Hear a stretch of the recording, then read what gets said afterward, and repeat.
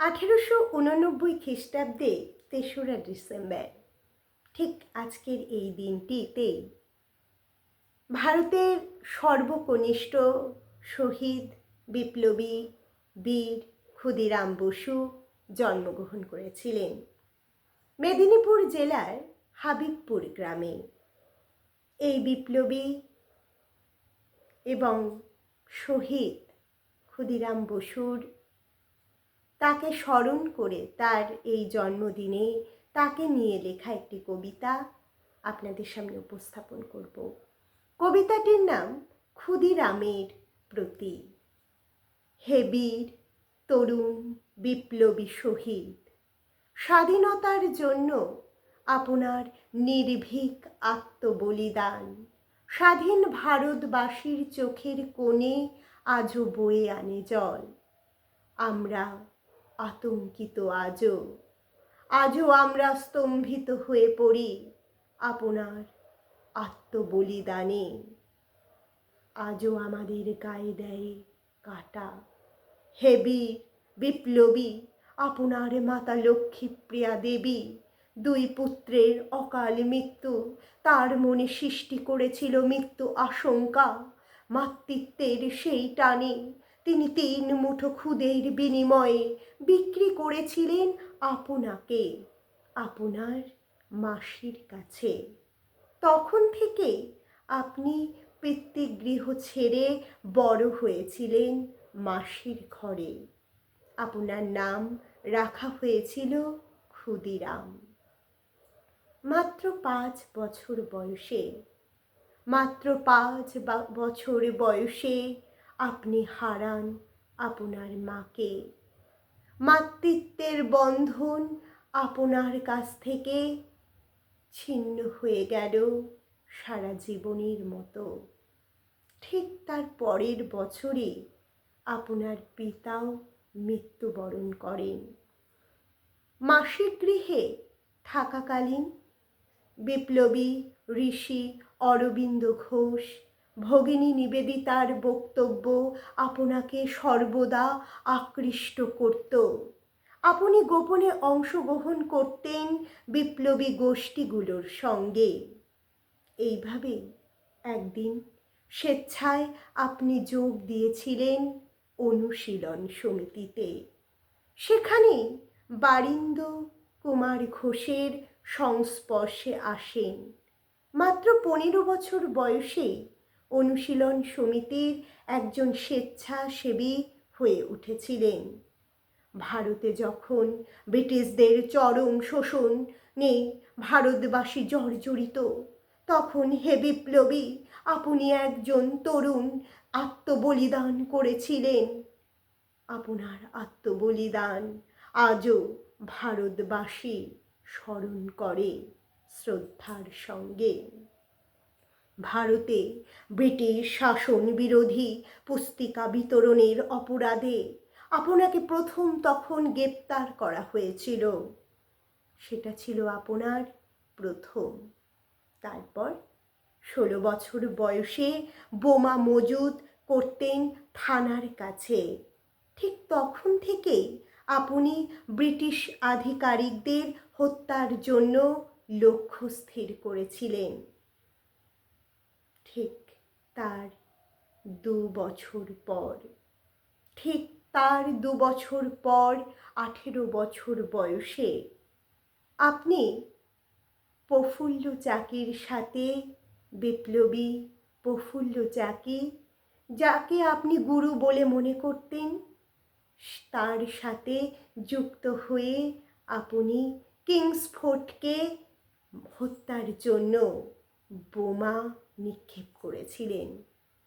কিন্তু দুর্ভাগ্য এতটাই, সেই বোমা গিয়ে পড়েছিল অন্য 2 মহিলার গাড়িতে।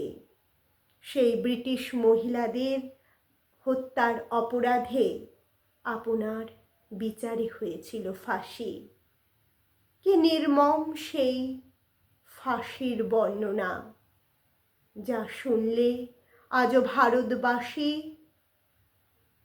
স্তম্ভিত হয়ে ওঠে, কম্পিত হয়ে ওঠে তার সারা দেহ। হে বিপ্লবী, আমরা ভারতবাসীরা আজও আপনাকে শ্রদ্ধা করি নত জানু হয়ে।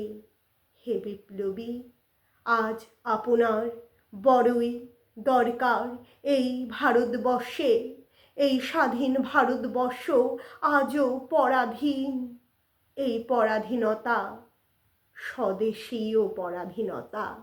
এই পরাধীনতা থেকে মুক্তির জন্য আজও দরকার আপনার মতো একজন তরুণকে, যে এই পরাধীনতাকে সহজেই খণ্ডন করে স্বাধীন অর্থনৈতিক ভারতবর্ষকে আনতে পারে। যে ভারতবর্ষে অর্থনীতিতে কেউ দুর্বল থাকবে না, যে ভারতবর্ষে স্বচ্ছতা থাকবে, যে ভারতবর্ষে আর কোনো দুঃখ, আর কেউ না খেতে পেয়ে মারা যাবে না, যে ভারতবর্ষে প্রতিটা নাগরিক আনন্দের সঙ্গে স্বাধীন ভারতবর্ষের প্রতিটি বিষয় উপলব্ধি করবে।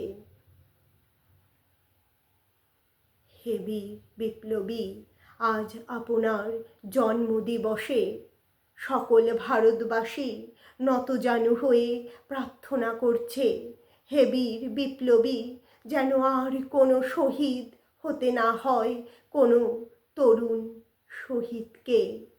আপনার মতো যেন বিপ্লবী আর কোনো শহীদের এই জল ভারতবাসী সহ্য করতে পারবে না। তার জন্যই আপনার মতো এক তরুণ জন্মাক, যে তরুণ ভারতবর্ষকে আবার স্বাধীনতা দেবে। এ স্বাধীনতা স্বদেশীয় স্বাধীনতা। আজও আমরা পরাধীন রাষ্ট্রীয় শাসকদের কাছে, আজও আমরা পরাধীন অর্থনৈতিকভাবে, সামাজিকভাবে। আজও আমরা বঞ্চিত হচ্ছি, বারবার প্রতারিত হচ্ছি। হে বিপ্লবী, তাই আপনার মতো এক বীর শহীদ তরুণের আবার দরকার আপনার পুনর্জন্মের জন্য। ধন্যবাদ সকলকে। আমার সকল ইউটিউব ফ্রেন্ডস এবং আমার সকল ফেসবুক ফ্রেন্ডসদের জানাই আমার পক্ষ থেকে বীর শহীদের জন্মদিবস উপলক্ষে আন্তরিক শ্রদ্ধা এবং অভিনন্দন, এবং বীর শহীদের প্রতি আমার বিনম্র শ্রদ্ধা জানিয়ে আজকের এই অনুষ্ঠান এখানেই সমাপ্ত করলাম। আপনাদের কেমন লাগছে অবশ্যই কিন্তু কমেন্ট করে জানাতে ভুলবেন না, এবং যারা যারা আমার এই কবিতার চ্যানেলটি দেখছেন তাদের বলবো যে ভালো লাগলে অবশ্যই কিন্তু কমেন্ট করে জানাবেন এবং আপনার পরিচিত বন্ধুদের শেয়ার করবেন, তাহলে তারাও আমার এই কবিতার কবিতাগুলো দেখতে পারবে। আর যারা এখনও হয়তো সাবস্ক্রাইব করেননি কিন্তু ভাবছেন যে সাবস্ক্রাইব করবেন, তাদের বলবো অবশ্যই সাবস্ক্রাইব করুন, কারণ সাবস্ক্রাইব করতে গেলে কিন্তু কোনো পয়সা বা টাকা কিছুই লাগে না। সাবস্ক্রাইব করলে আপনি আমার এই কবিতাগুলো সবার আগে নোটিফিকেশন পাবেন, এবং সাবস্ক্রাইবের ফলে আমি পুনরায় যে কবিতাগুলো আপনাদের কাছে উপস্থাপন করি বা করব, সেগুলো আপনারা শুনতে পারবেন, দেখতে পারবেন।